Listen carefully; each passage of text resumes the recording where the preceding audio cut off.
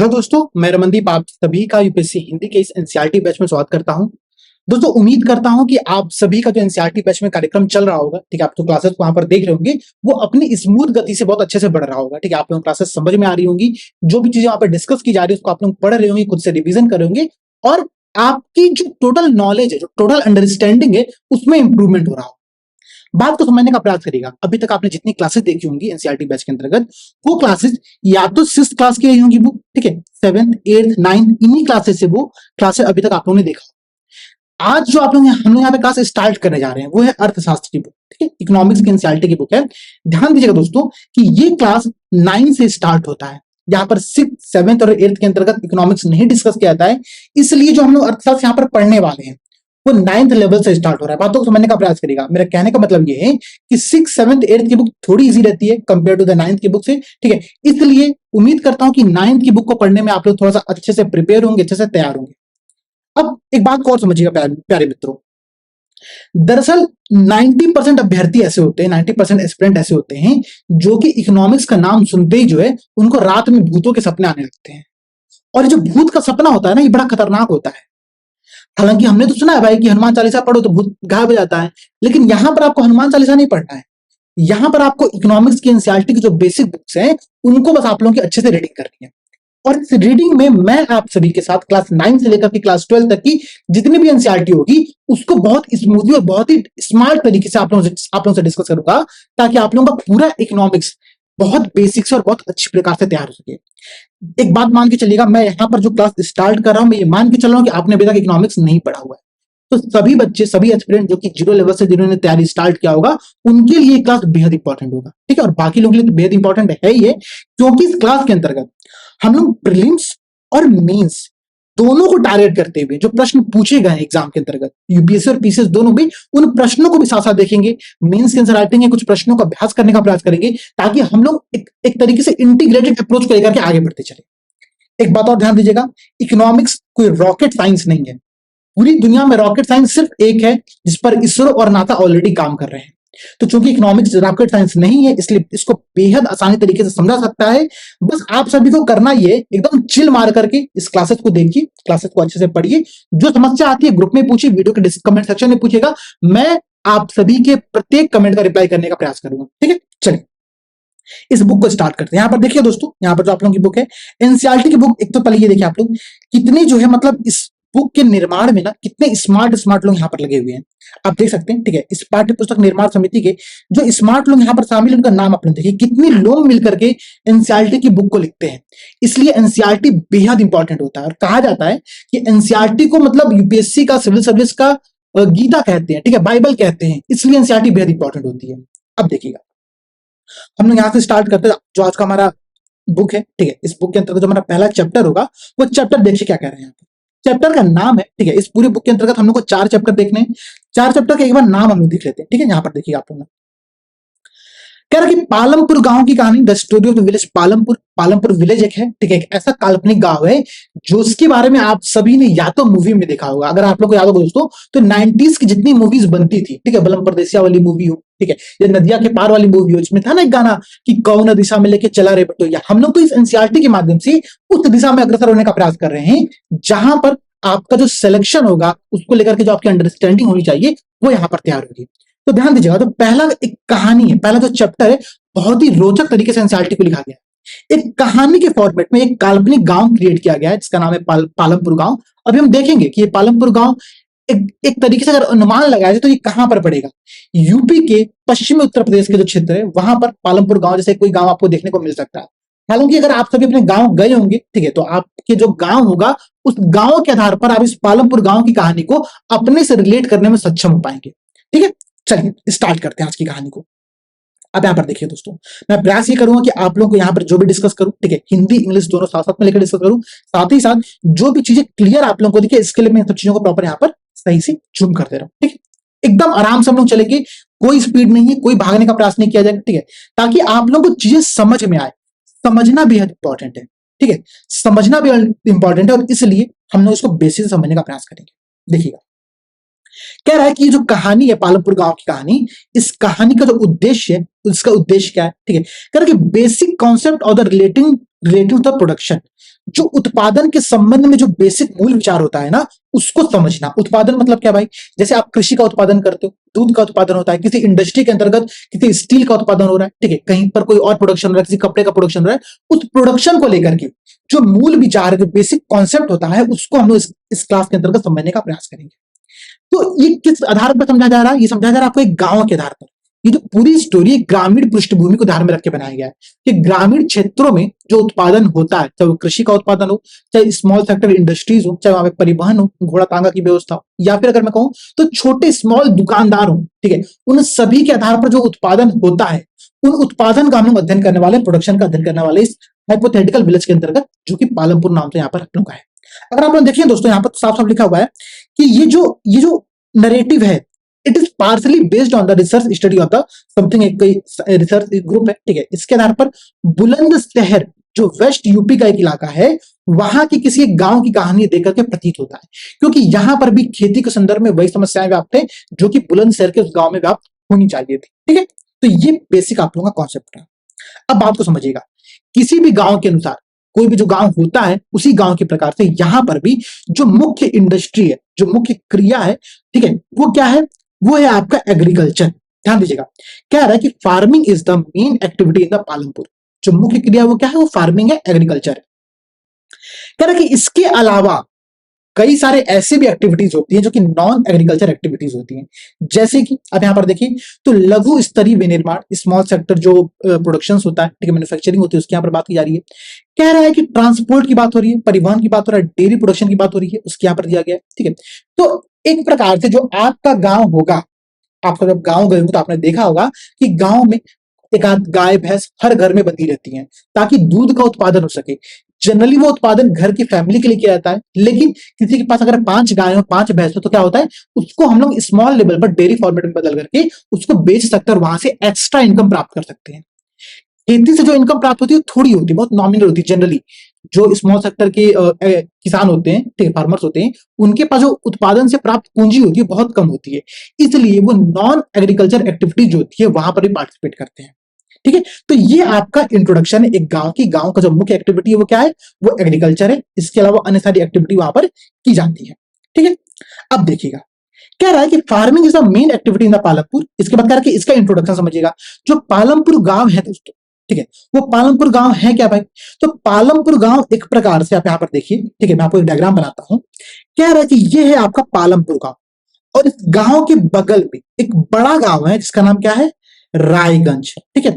और इसके बगल में एक थोड़ा बड़ा कस्बा है, इसका नाम क्या है यहाँ पर? वो है शाहपुर, ठीक है। ध्यान दीजिएगा, अगर आप लोग देखोगे दोस्तों, अगर आपने अपना गांव देखा होगा, तो आपका जो मुख्य गांव होगा, उस गांव के बगल में कोई एक बड़ा गांव होगा।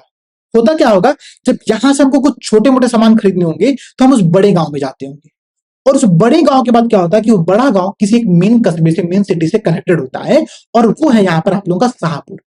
इसी प्रकार से हर गांव कनेक्टेड होता है। जब भी हम ग्रामीण अधिवास, ग्रामीण पैटर्न को देखने का प्रयास करते हैं, रूरल सेटलमेंट को देखने का प्रयास करते हैं, तो उसका निर्माण इसी प्रकार से हो रहा होता है कि छोटा गांव, मेन गांव, ठीक है, उसके बाद आपका थोड़ा सा एक बड़ा कस्बा होता है, और उनके बीच जो कनेक्टिविटी होती है वो परिवहन के साधनों के माध्यम से यहाँ पर बनी रहती है। अगर आप ध्यान दोगे तो इस छोटे गांव से बड़े गांव के बीच क्या होगा? यहाँ पर आपको बैलगाड़ी चल रही होगी, ठीक है, मोटरसाइकिल चल रही होगी, छोटे मोटे जो साधन होंगे, रिक्शा चल रहे होंगे, ऑटो चल रहे होंगे। लेकिन इस रायगंज से मेन शहर के बीच क्या हो रहा होगा? यहाँ पर हो सकता है कि बस चल रही हो सकता है यहाँ पे बड़ी बड़ी गाड़ियां चल रही हो, ठीक है, हो सकता है ट्रेन से कनेक्टिविटी हो, यहाँ से मतलब कुछ और कनेक्टिविटी यहाँ पर हो सकती है। तो सिमिलर जो पैटर्न है ना, ये हर गांव में देखने को मिलता है। तो यहां पर हमने एक हाइपोथेटिकल विलेज का कॉन्सेप्ट तो उठाया, लेकिन ये कॉन्सेप्ट सिर्फ हाइपोथेटिकल नहीं है, ये कॉन्सेप्ट आपको हर ग्रामीण क्षेत्र में देखने को मिलेगा। तो इसके आधार पर हम लोग हर गांव को समझने का प्रयास करते हैं, ठीक है। अब देखिएगा, फिर कह रहा कि जो गांव की सामाजिक संरचना है ना, यहाँ पर आप देखिए, तो गांव का जो सोशल डिवीजन है वो कास्ट के आधार पर कैसे किया गया, ये आप देखने का प्रयास कर सकते हैं। कह रहा है कि जो शेड्यूल कास्ट है, ठीक है, जो शेड्यूल कास्ट है जिनको हम लोग दलित भी कहते हैं, वो क्या है कि वो टोटल पॉपुलेशन का 1/3 है, ठीक है, 1/3 पॉपुलेशन का शेड्यूल कास्ट है यहाँ पर, ठीक है। और वो गांव के बहुत ही छोटे से हिस्से में रहते हैं। अब यहाँ पर देखिए लिखा है कि दे लिव इन द, ठीक है, one corner of the village and in the much smaller house, some of which are of mud and the straw, ठीक है। मिट्टी और फूस जो होता है ना, फूस की जो झोपड़ियां बनी होती है, उससे बनी झोपड़ियों में वो शेड्यूल कास्ट के जो दलित लोग होते हैं वो रह रहे हैं। तो ये उस गांव की सामाजिक संरचना को भी दिखा रहा है। और ये सामाजिक संरचना कैसी है कि जो उच्च वर्ग है वो थोड़े से हाई क्लास में रहता है, ठीक है, हाई फैमिलीज में रहता है। हाई फैमिलीज का मतलब क्या है कि उनके घर हो सकता हो कि पक्के ईंटों से बने, ठीक है। मैं ये नहीं कह रहा हूं कि यहाँ पे प्रॉपर मार्बल लगा होगा, टाइल्स लगा होगा, लेकिन पक्के ईंटों से निर्मित घर हो सकते हैं। घर थोड़े से बड़े हो सकते हैं स्पेस के साइड में, लेकिन जो शेड्यूल कास्ट है, जो दलित है, उनके घर कैसे हैं? तो टोटल पॉपुलेशन का 1/3 है वो, पहली बात। दूसरी बात क्या कह रहा है कि उनके जो घर है वो जनरली फूस से, मतलब किसी मिट्टी से बने हुए घर होंगे, ठीक है। तो ये सामाजिक संरचना में थोड़ा सा आप लोग डिफरेंस यहाँ पर देख सकते हैं। अब बातों को समझने का प्रयास करिएगा। ये गांव का एक फोटो है, तो आप सभी के गांव का फोटो आप सबने देखा भी होगा, ठीक है। सिंपल गांव का यहाँ पर फोटो दिया गया है। अब हम लोग आते हैं अपने इस मेन मुद्दे पर कि इस चैप्टर के अंतर्गत हम लोग पढ़ने क्या वाले हैं। तो जो हम लोग को मेन चीजें पढ़नी है दोस्तों, उस बात को थोड़ा समझने का प्रयास करिएगा। यहाँ पर देखिए कि भारत के गांव में जो खेती उत्पादन की प्रमुख गतिविधियां होती हैं, ठीक है, उन गतिविधियों में क्या है भाई, तो गैर कृषि क्रियाएं शामिल है, ठीक है। नॉन एग्रीकल्चर जो एक्टिविटीज है वो भी यहाँ पर शामिल किया गया है। जैसे कि मैंने आपसे डिस्कस किया था, वही डिस्कस यहाँ पर चीजें अलग से दिया, ठीक है। इनके बारे में हम लोग अलग से भी पढ़ेंगे भी। अब कह रहे कि इस पूरे चैप्टर के अंतर्गत जो मेन टॉपिक था, अभी तक हमने क्या देखा, अभी तक हमने देखा कि भाई ये गांव कैसा है, गांव में कौन कौन सी गतिविधियां हो रही हैं, कौन कौन से प्रोडक्शन हो रहे हैं, और साथ ही साथ गांव की कनेक्टिविटी कैसी है बाकी शहरों से, बाकी गांवों से, और इस गांव की जो सोशल स्ट्रक्चर है, जो सामाजिक संरचना है, वो किस प्रकार से है, ठीक है। ये बात मैं उम्मीद करता हूं कि आप लोगों को समझ में आया होगा। यहां से हम लोग की क्लास मेन तौर पर स्टार्ट होती है, और ये बेहद इंपॉर्टेंट पॉइंट है।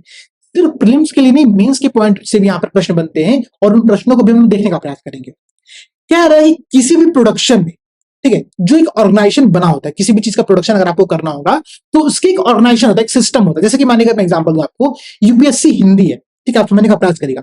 मानिए यूपीएससी हिंदी है, और यूपीएससी हिंदी आपको एजुकेशनल पर्पज से क्लासेस देती है, तो उसका एक सिस्टम है भाई कि हमको क्या क्या चीजें चाहिए। हमको क्या चाहिए, हमको एक जगह भूमि चाहिए होगी।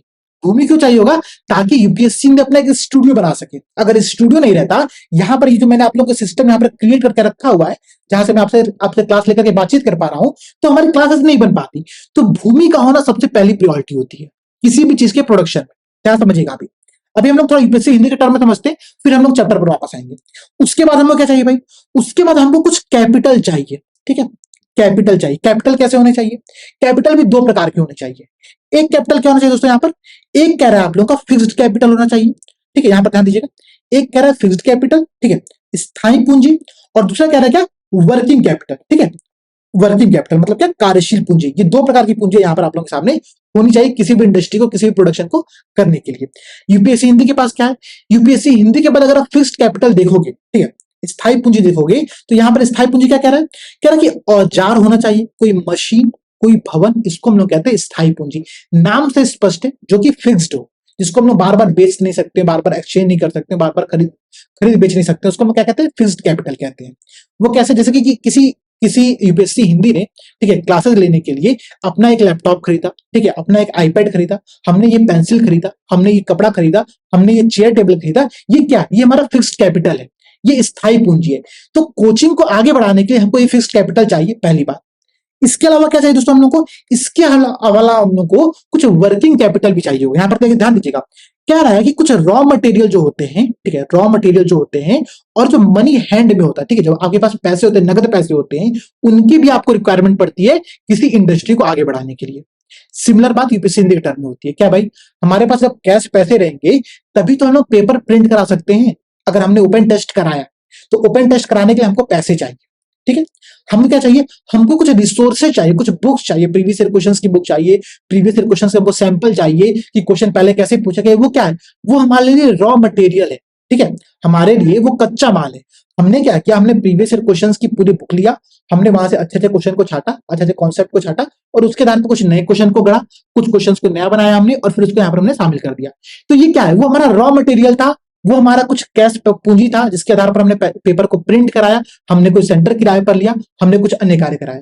तो आपको किसी भी इंडस्ट्री के लिए दो प्रकार की पूंजी होती है, एक होता है स्थायी पूंजी, एक होता है कार्यशील पूंजी, ठीक है, मतलब फिक्स्ड कैपिटल और वर्किंग कैपिटल। उम्मीद करता हूं कि दोनों टर्म आप लोगों को समझ में आया होगा।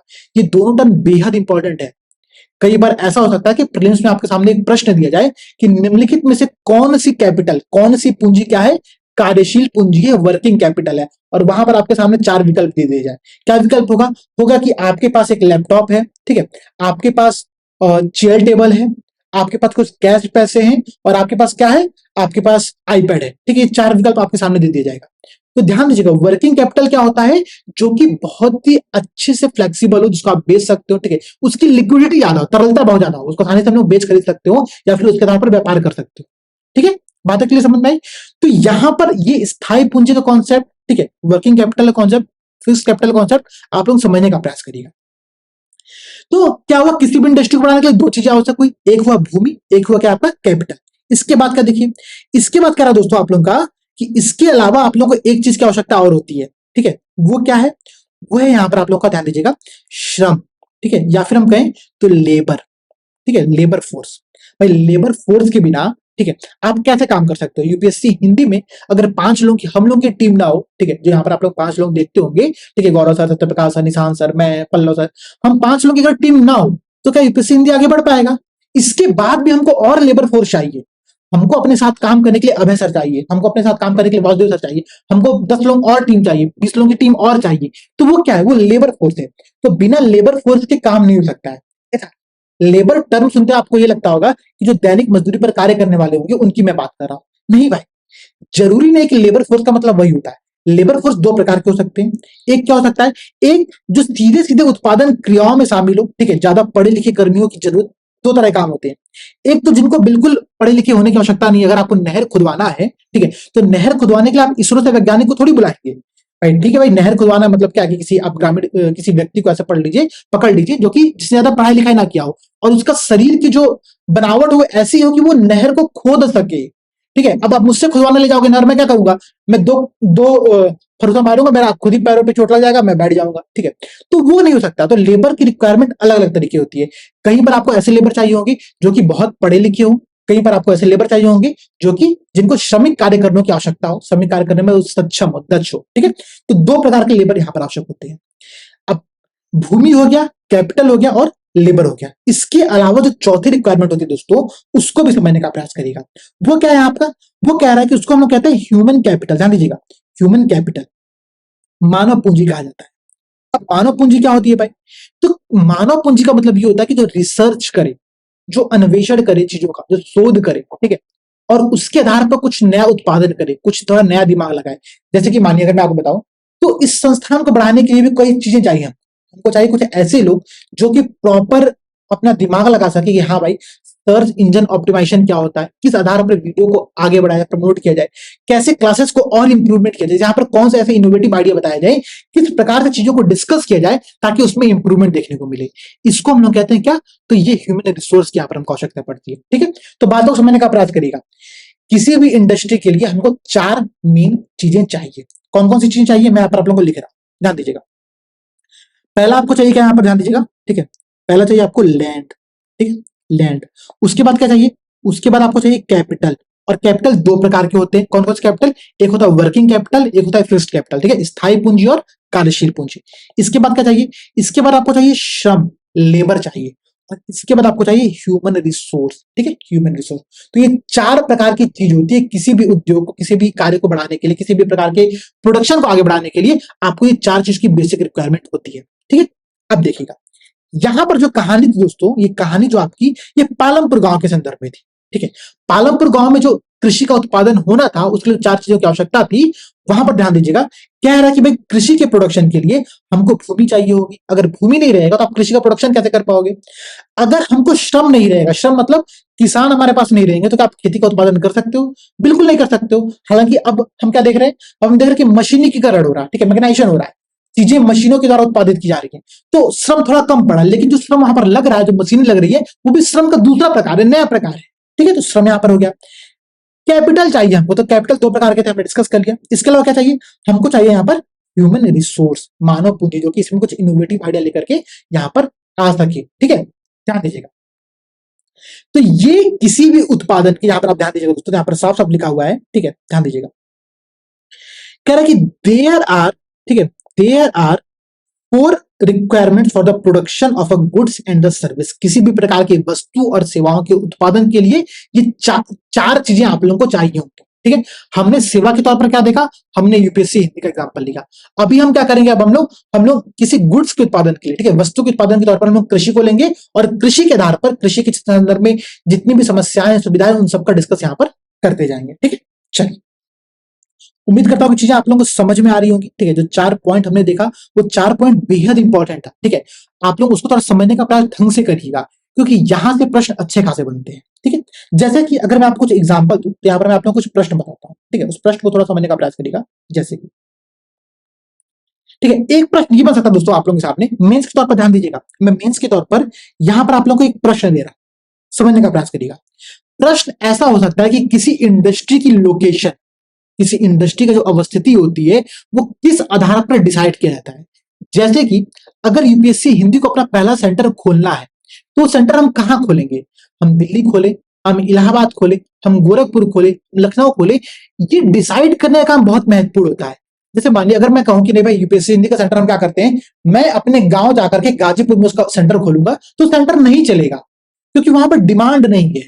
ठीक है, तो बात तो समझिएगा, किसी भी इंडस्ट्री के उत्पादन के लिए हमको कुछ रिक्वायरमेंट होती है, शर्तें होती है।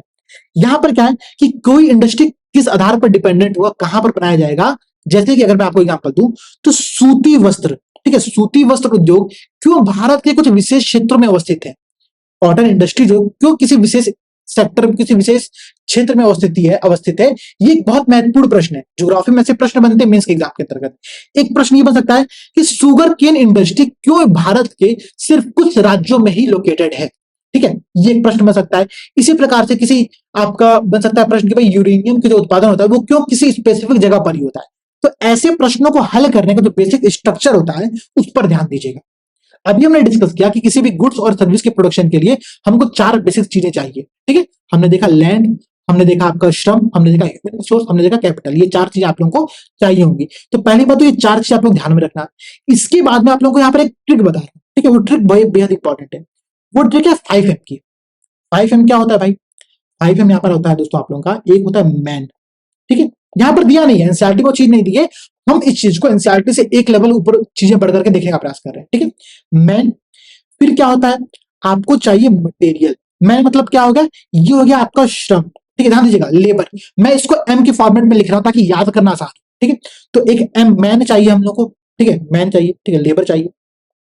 मटेरियल मतलब क्या हो गया, आपको यहां पर कच्चे माल चाहिए होंगे भाई। ठीक है, रॉ मटेरियल अगर आपको मिलेगा तभी तो आप किसी चीज का उत्पादन कर सकते हो।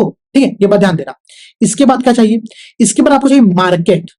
भाई मार्केट अगर नहीं होगा उस वस्तु का वहां पर उस क्षेत्र में, तो आपको उस वस्तु को बेचने के लिए, सेवा को बेचने के लिए बहुत दूर जाना पड़ेगा, जो कि आपके जो कॉस्ट होगा, जो आपके जो लागत लग रही होगी उसमें बहुत ज्यादा वृद्धि कर देगा। ठीक है, तो एक मार्केट यहाँ पर आप लोगों को चाहिए। इसके अलावा क्या चाहिए, इसके अलावा यहाँ पर आपको चाहिए मशीन। ठीक है, आपको मशीन भी रिक्वायर होगी। और इसके अलावा आपको चाहिए यहाँ पर क्या, मनी। ठीक है, ये 5 चीजें हम लोग 5M के फॉर्मेट में देखते हैं। ठीक है, इस 5M का नोट्स आप लोग बना लेना जल्दी से। इसको शॉर्ट नोट्स में कहीं पर टिक कर लो, कहीं पर लिख लो कि मैंने बताया आप लोगों को किसी भी उद्योग की अवस्थिति के संदर्भ में 5M का कॉन्सेप्ट बेहद इंपॉर्टेंट होता है।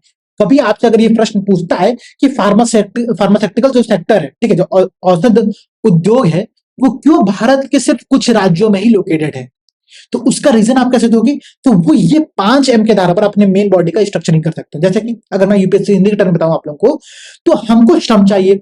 अगर मैं अपने गांव में यूपीएससी हिंदी का सेंटर खोलता हूं तो वहां पर यूपीएससी हिंदी की टीम काम करने नहीं जा पाएगी। भाई अब मैं कहूंगा गौरव सर से तो आप मेरे गांव चले काम करिए, वो नहीं चलेंगे। ठीक है, हम मैं कहूंगा बाकी लोगों से काम करने को, कहेंगे नहीं भाई तुम पागल हो गए, वहां क्यों जाके हम काम करेंगे, हम तो गोरखपुर जाके काम करेंगे। या फिर अगर हमको जाना होगा तो हम दिल्ली जाके काम करेंगे। तो एक रीजन ये हो सकता है, तो हमको श्रम वहां पर नहीं मिलेगा। ठीक, हमको चाहिए मटेरियल। अब मटेरियल क्या मतलब, जैसे मानिए मैंने आपको बताया कि यूपीएससी को अगर पेपर बनाना है तो हमको कुछ रॉ मटेरियल आवश्यक पड़ते हैं। जैसे कि हमको क्वेश्चन पेपर चाहिए होंगे, हमको प्रीवियस ईयर के क्वेश्चन बुकलेट चाहिए होगी, हमको क्या चाहिए होगा, हमको करंट अफेयर्स की मैगजीन चाहिए होगी ताकि वहां से हम कलेक्शंस कर सके नोट्स का। ठीक है, अब वो मटेरियल मेरे गांव में तो नहीं मिलेगा, हमको उसको लेने के लिए कहां जाना पड़ेगा, किसी नियर बाई सिटी में जाना पड़ेगा जहां से मैं उस चीजों को लेकर के वापस आ सकूंगा। तो एक समस्या ये हो गया। मार्केट, अब मैं गांव में अगर खोलूंगा तो आप में से कितने लोग गांव में पढ़ने आओगे ऑफलाइन सेंटर पर, कोई नहीं पढ़ने आएगा, सबका गांव थोड़ी वहां पर है। ठीक है, तो एक समस्या ये हो गया मार्केट का। फिर क्या, मशीन। अब अगर मुझे मानिए अगर मुझे कल को क्लास लेनी है, ठीक है, और अचानक से मेरा आईपैड खराब हो जाता है, भगवान ना करे खराब हो, ठीक है, लेकिन अगर खराब हो जाता तो मैं क्या करूंगा, मैं तुरंत मार्केट में जाऊंगा और उस चीज को प्रोडक्ट खरीद करके लेकर के आऊंगा ताकि आप लोगों की क्लास में देरी ना हो। अब अगर मानिए मैंने गांव में हूं, मैंने अपना सेंटर वहां पे खोल के रखा है और कोई चीज खराब होती है तो मुझे मार्केट जाने के लिए बहुत लंबा ट्रेवल करना पड़ेगा, बहुत लंबा समस्या करनी पड़ेगी, ठीक है। तो मशीन बेहद रिक्वायर्ड है, ठीक है, मशीन आपके अगल बगल आसानी से उपलब्ध हो, ये बेहद जरूरी बात है। कई बार ऐसा होता है कि किसी चीज के प्रोडक्शन के लिए हमको बहुत हैवी मशीन की आवश्यकता पड़ती है और वो हैवी मशीन हर जगह पर ट्रेवल करके नहीं ले जाया सकता है। इसलिए एक समस्या ये भी है, जैसे मानिए अगर मुझे स्टूडियो में क्लास लेनी है तो मैं अपना स्टूडियो पूरा उठाकर थोड़ी ले जाऊंगा कहीं ऊपर, ठीक है, स्टूडियो तो एक जगह पर फिक्स्ड रहेगा। तो एक समस्या ये हो गया।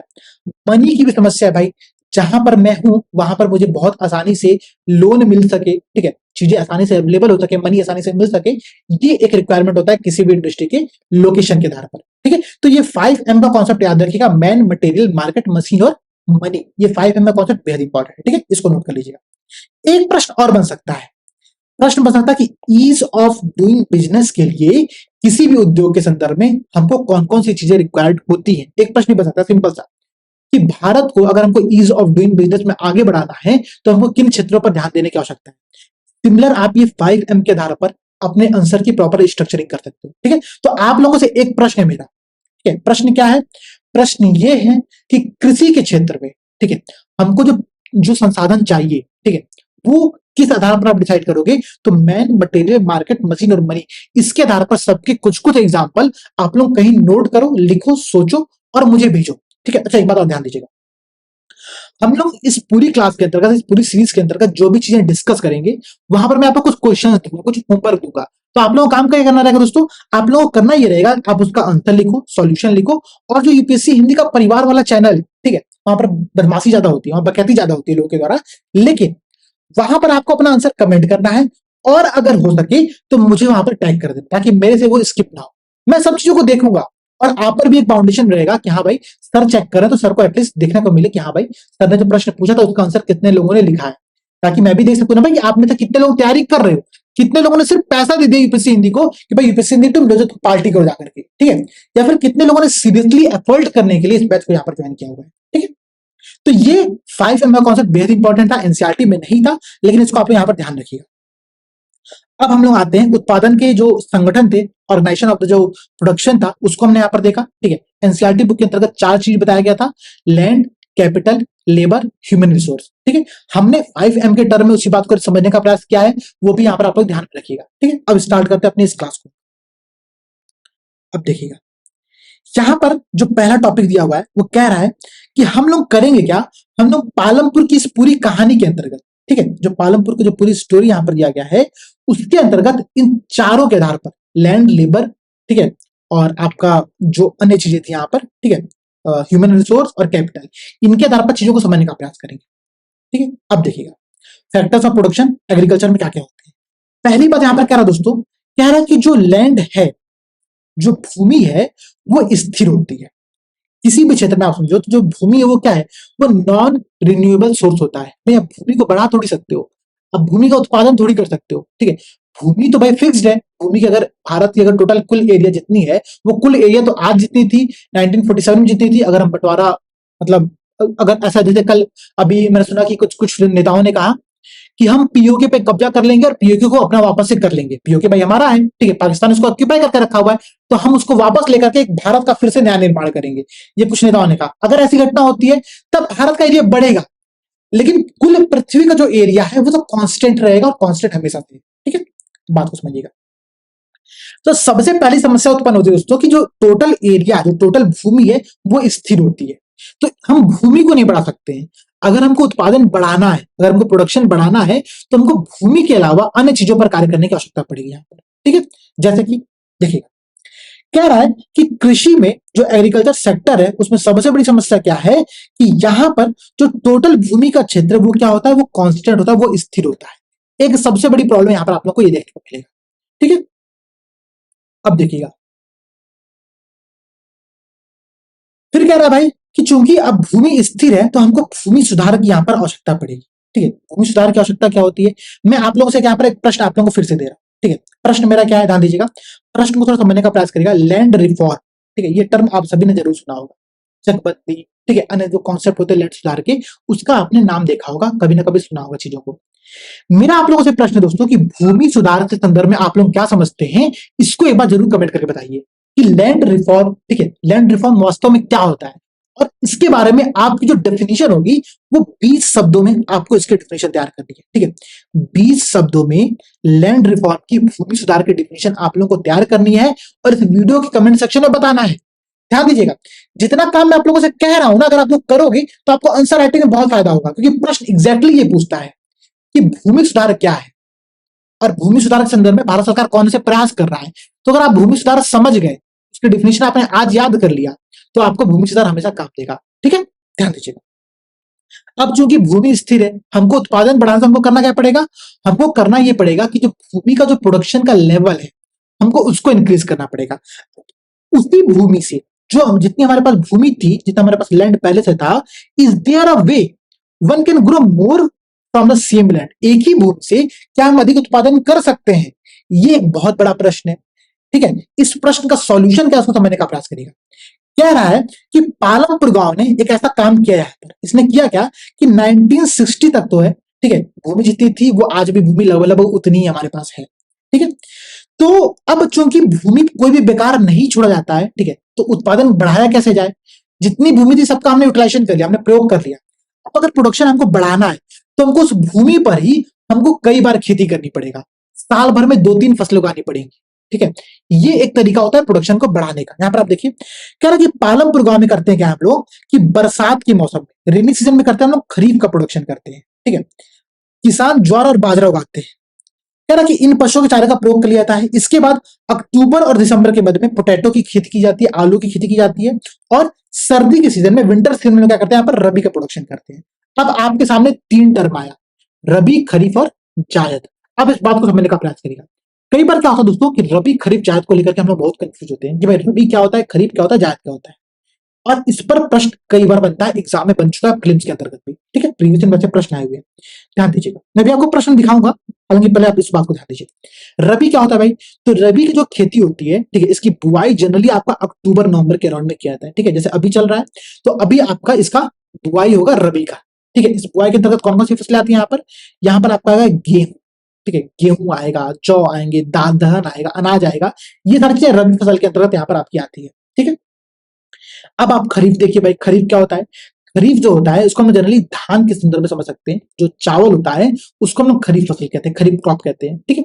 खरीफ क्रॉप का जो बुआई होता है वो होता है आपका रेनी सीजन में, जून जुलाई के टाइम पे, ठीक है, जून जुलाई के टाइम में आपका इसका खरीफ का प्रोडक्शन होता है, और इनके बीच में जो समय बचता है वहां पर जायद फसलें का उत्पादन किया जाता है। जायद फसलें क्या होती है, जैसे कि खीरा, ठीक है, करेला, तरबूजा, खरबूजा, ये क्या होती है, ये आपकी जायद फसलें होती है। तो रबी, खरीफ, जायद, ये जो 3 टर्म यहाँ पर आप लोग देख रहे होंगे, ठीक है, यहाँ पर ध्यान दीजिएगा। देखिए, विंटर सीजन में रबी यहाँ पर हो गया आप लोग का, ठीक है। इसी प्रकार आप लोग यहाँ पर देखें तो खरीफ, ठीक है, रेनी सीजन में खरीफ हो गया, और इन दोनों के मध्य में जो समय बचता है वहां पर जायद फसलों का प्रोडक्शन होता है। मैं यहाँ पर आप लोग कुछ प्रश्न दिखाता हूँ जो कि प्रीवियस में पूछे गए थे, ठीक है।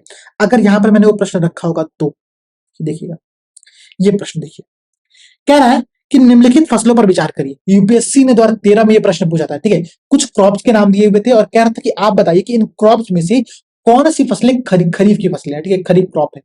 अब आप लोग कहोगे सर रबी, खरीफ, ज्यादा, आप क्या बेसिक चीजें पढ़ा रहे हो, मतलब इतना बेसिक कौन पढ़ता है, ठीक है। हालांकि मैं क्लियर बता रहा हूं कि यहाँ पर जितने विद्यार्थी देख रहे होंगे ना, उनमें से 90%, ठीक है, अगर मैं कहूँ तो 99% लोगों को कंफ्यूजन होता होगा रबी, खरीफ, जायद की फसलों को पहचानने में। यहाँ पर सेम फसलें दिया गया, ठीक है। कुछ आपको क्रॉप्स का नाम दिया, 2013 में प्रश्न पूछा, ध्यान दीजिएगा, यूपीएससी ने प्रश्न को पूछा है, कोई और नहीं पूछा है। तो यूपीएससी भी ऐसे प्रश्नों को पूछती है, इन प्रश्नों को यहाँ पर आप लोग देख के समझ सकते हैं।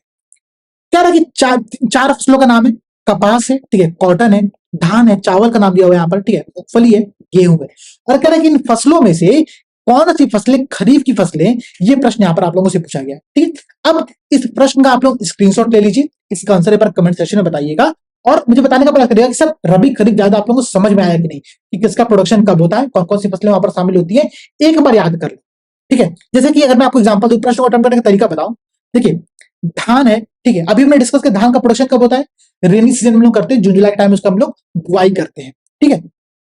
तो ये खरीफ फसल होगी, ठीक है। तो थर्ड जो विकल्प है वो तो आंसर सही होगा, ठीक है। तो यहाँ पर देखिए किस किस विकल्प के अंतर्गत, किस किस ऑप्शंस के अंतर्गत तीसरा पॉइंट यहाँ पर दिया गया है। तो देखिए बी में है, सी में है, डी में है। अब कंफ्यूजन क्या हुआ कि आपको अभी आपके सामने 3 विकल्प है जिसमें से आपको एक आंसर सेलेक्ट करना है, लेकिन फायदा क्या हुआ, फायदा ये हुआ कि इन 4 विकल्पों में से आपका एक ऑप्शन क्या हो गया, वो एलिमिनेट हो चुका है। अब आपके सामने सिर्फ 3 ऑप्शंस बचे हुए हैं। इन 3 ऑप्शन में से आपको आंसर ढूंढना है। ध्यान दीजिएगा, यहां पर अब आपके सामने 3 फसलें और हैं, गेहूं, मूंगफली और कपास। अभी हमने देखा था जो गेहूं की फसल थी दोस्तों, वो क्या था, उसका प्रोडक्शन हम लोग रबी के टाइम में करते हैं, अक्टूबर नवंबर में क्या करते हैं, हम उसकी बुआई कर रहे होते हैं। तो रबी तो ये गेहूं तो नहीं होगा, चौथा यहां पर आप एलिमिनेट कर सकते हो। और जैसे ही आप चौथा का एलिमिनेट करोगे क्या होगा आपके सामने डी विकल्प यहां से गायब हो चुका है। अब आपके सामने जो विकल्प बचे हैं वो बचे हैं सिर्फ 2, और यहां पर आपके सामने जो चांस बचा वो कितना बचा, वो 50-50% का चांस बचा। कौन बनेगा करोड़पति में जो अमिताभ बच्चन जी खेलते हैं, वो यहां पर आपके सामने विकल्प बचा हुआ है। तो आपने एक हेल्पलाइन लिया, बहुत बेसिक हेल्पलाइन थी, आपको सिर्फ 2 फसलों का पता करना था, धान का और गेहूं का, जो कि मैं उम्मीद करता हूं कि सबको याद होती होंगी, और उनके आधार पर आप 50-50% विकल्प पे पहुंच चुके हो। इसी प्रकार से आप क्वेश्चंस को अटेम्प्ट करने का प्रयास करो, ठीक है। इसके बाद और सोचना कि जो यहाँ पर फसलें दी गई हैं, उन फसलों में से कौन सी फसल किस अंतर्गत आएगी, ये बेहद इंपॉर्टेंट बात है, ठीक है। जैसे मूंगफली, ठीक है, तो मूंगफली अगर आप देखोगे दोस्तों यहाँ पर, ठीक है, तो मूंगफली कहाँ आती है एक बार सोचना और उसका आंसर यहाँ पर देने का प्रयास करना। तो ऐसे हम लोग प्रश्नों को यहाँ पर अटेम्प्ट करेंगे, ठीक है। तो प्रीलिम्स की प्रैक्टिस आप लोग को इसी प्रकार से करनी है। ये प्रश्न एनसीईआरटी का बहुत बेसिक से प्रश्न दिया गया था, ठीक है, और ऐसे प्रश्न एनसीईआरटी से ही बनते हैं, तो इसलिए आप लोगों को एनसीईआरटी पढ़ना बेहद इंपॉर्टेंट हो जाता है।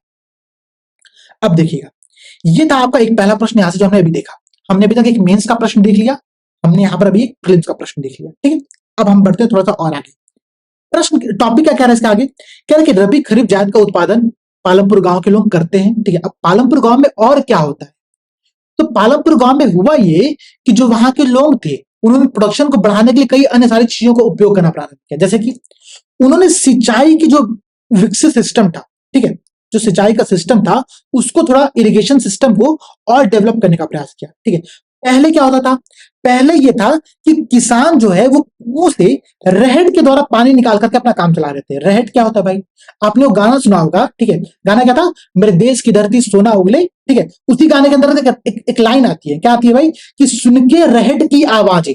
रहट क्या होता है, तो रहट गांव में एक मैकेनिकल ऐसा सिस्टम होता है जिसमें इलेक्ट्रिसिटी का यूज हम नहीं करते हैं, ठीक है, हम बिजली का प्रयोग नहीं कर रहे होते, लेकिन हम वहां पर बल्टी, कुएं और बैलों की सहायता से कुएं से पानी निकाल करके सिंचाई कर रहे होते हैं। तो जब इलेक्ट्रिसिटी नहीं पहुंचा था गांव में, तब रहट के माध्यम से हम क्या करते थे, इरिगेशन सिस्टम को फॉलो करते थे, ठीक है। तो रहट बेहद अच्छा कल्चर है, आप यहाँ पर देखोगे, ठीक है, मैं आपको एक वीडियोस का दिखाता हूँ, ठीक है, वीडियो नहीं, मेरे पास उसकी एक लिंक होगी, ठीक है। ये क्या है उसको थोड़ा समझने का प्रयास करिए आप लोग। देखिए, रहट सिंचाई क्या होती है, तो बिना डीजल और बिना बिजली के ये चलता था। अब यहाँ पर देख सकते हैं, जो आप फिगर देख रहे होगे ना, यही रहट का पूरा सिस्टम है। एक कुआं है, कुएं में बल्टी का प्रयोग करके रस्सी से इस व्हील को बांधा गया है, इसको लोग पर्शियन व्हील कहते हैं, अगर अंग्रेजी में बताऊं तो इसको लोग पर्शियन व्हील कहते हैं। और इसके माध्यम से हम लोग क्या करते हैं, पानी निकालते हैं और अपने खेतों की सिंचाई करते थे, जब तक इलेक्ट्रिसिटी और डीजल नहीं पहुंचे थे। लेकिन क्या हुआ भाई, समय के साथ क्या हुआ, तो समय के साथ चीजें उपलब्ध हुई हैं। पालमपुर गांव में भी सेम कंडीशन हुआ, पालमपुर गांव में क्या हुआ, इलेक्ट्रिसिटी पहुंची, और जैसे इलेक्ट्रिसिटी वहां पर पहुंची तो इरिगेशन सिस्टम बहुत बेहतरीन तरीके से चेंज हो गया। चेंज क्या हुआ, यहां पर बिजली से चलने वाले नलकूपों का प्रयोग किया गया, ठीक है। ऐसे ट्यूबवेल्स लगाए गए जो कि इलेक्ट्रिसिटी चलते थे, ठीक है। और यहां पर इसकी वजह से क्या हुआ, कल्टीवेटेड लैंड की जो एरिया था वो भी यहां पर थोड़ा ज्यादा बढ़ने लगा, ठीक है। अब यहां पर देखिए 1970 के दशक तक 200 हेक्टेयर के पूरे क्षेत्र में यहां पर सिंचाई होने लगी प्रॉपर तरीके से, ठीक है। तो ये फायदा होता है जब आप इलेक्ट्रिसिटी का प्रयोग करते हो, डीजल का प्रयोग करते हो, और इसीलिए गवर्नमेंट क्या करती है, सब्सिडी देती है इन सब चीजों पे, ताकि किसान जो है वो सही प्रकार से ट्यूबवेल का चला करके अपने उत्पादन को यहाँ पर बढ़ा सके, ठीक है। ये बेसिक आपका फॉर्मूला था। अब और देखिएगा भाई, और क्या चीजें, कह रहे किसानों ने एक तो सिंचाई का नवीन टेक्निक को अपनाया, इसके अलावा उन्होंने क्या किया, उन्होंने यहां पर मल्टी क्रॉप सिस्टम को भी अपनाया। मल्टी क्रॉप सिस्टम क्या होता है, यहां पर आप देखिएगा दोस्तों, ठीक है, कह रहा है कि to grow more than one crop on a piece of a land during the year is known as the multiple cropping. मतलब एक फिक्स्ड भूमि पर, एक फिक्स्ड रीजन पर, क्षेत्र में अगर हम एक वर्ष में, ठीक है, एक से ज्यादा फसलों का उत्पादन करते हैं तो उसको हम लोग कहते हैं बहुविध फसल प्रणाली, ठीक है, मल्टीपल क्रॉपिंग कहते हैं हम लोग यहाँ पर, ठीक है, ध्यान दीजिएगा। और ये बेहद इंपॉर्टेंट है, अगर आपसे कभी प्रश्न पूछे कि भाई किसान को अपने उत्पादन को दोगुना करने के लिए, अपने आय को दोगुना करने के लिए, ठीक है, डबलिंग द फार्मिंग इनकम जो होता है कॉन्सेप्ट, ठीक है, अशोक दलवाई कमेटी जिसके लिए बनाई गई थी, उसमें आप अगर सुझाव आपसे मांगे कि आप क्या सुझाव दोगे, आप बताओ कि हम मल्टीपल क्रॉपिंग को बढ़ावा देंगे। इसके अलावा और क्या करेंगे भाई? तो मल्टीपल क्रॉपिंग तो बहुत सिंपल टेक्निक हुआ कि हम एक साल में एक जमीन पर 2 से ज्यादा फसलों का उत्पादन करते हैं, ठीक है। इसके अलावा पालमपुर गांव में अन्य तकनीक को भी अपनाया गया। वो तकनीक क्या था? उन्होंने कहा था कि हम खेती में कुछ आधुनिक विधियों का प्रयोग करेंगे, ठीक है, आधुनिक कृषि विधियों का प्रयोग करेंगे, ठीक है। ध्यान दीजिएगा, 1960s और 70 का दशक चल रहा है अभी, ठीक है। 60 और 70 के दशक में बहुत सारे परिवर्तन देश के अंतर्गत हुए थे। जब भारत आजाद हुआ था तो भारत में अन्न को लेकर के बहुत मारामारी थी, अकाल पड़ा था। लाल बहादुर शास्त्री ने क्या कहा, जो हमारे प्रधानमंत्री बने थे?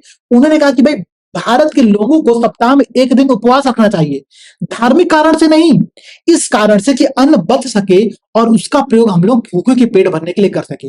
एक भारत वो था। आज का भारत क्या है?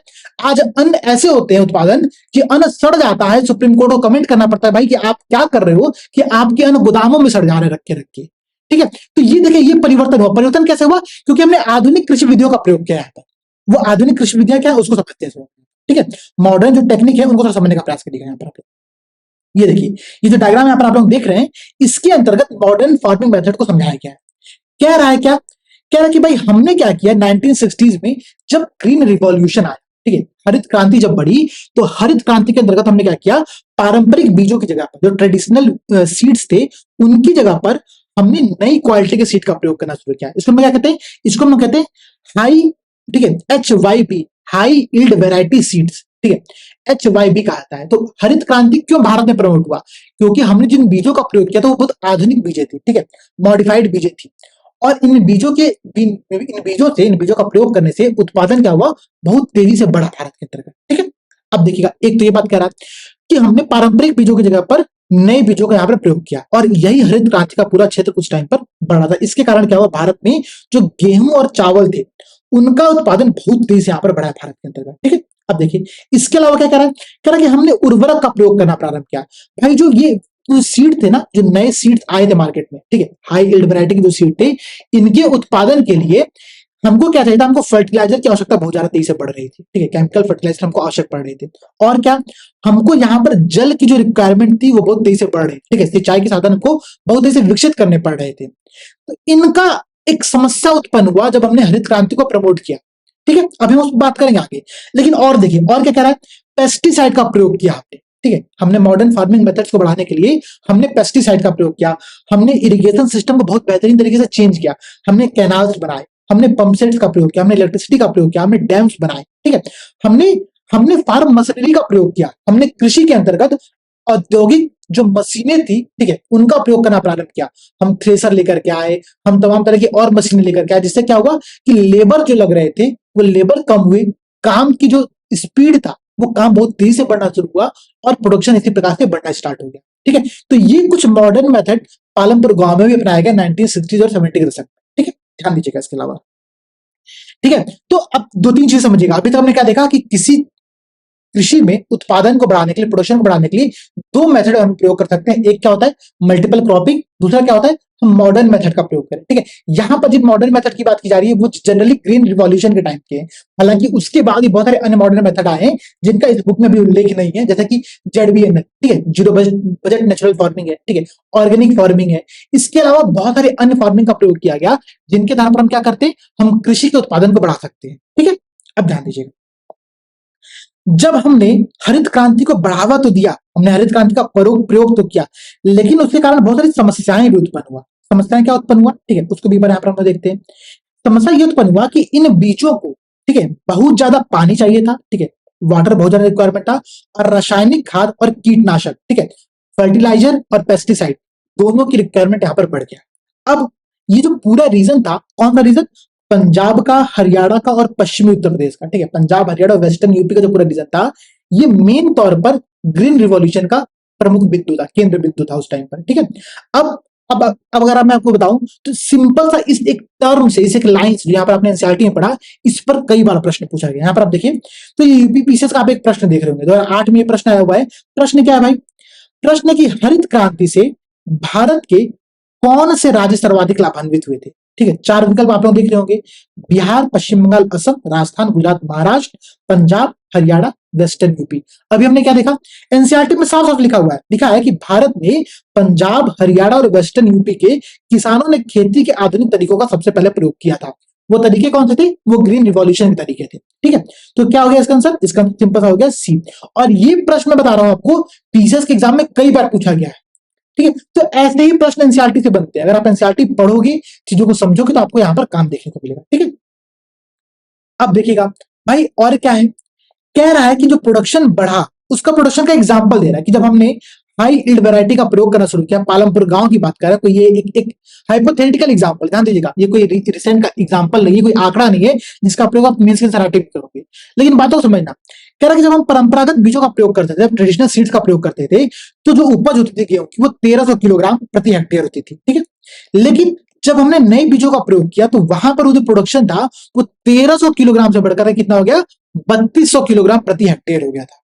प्रोडक्शन इस प्रकार से बढ़ा था, और यही कारण है कि हम जो उस टाइम पे अकाली कंडीशन था, उससे मार्ग निकल करके हम भारत में सभी के लिए अन्न और पोषण की उपलब्धता सुनिश्चित करने में सफल हो पा रहे हैं। ठीक है, ये बता दीजिएगा। ठीक है, तो हमने दो तीन चीजें देखा, हमने भूमि के संदर्भ में देखा, हम लोग क्या देख रहे थे, मैं फिर से अपने टॉपिक पर आता हूं।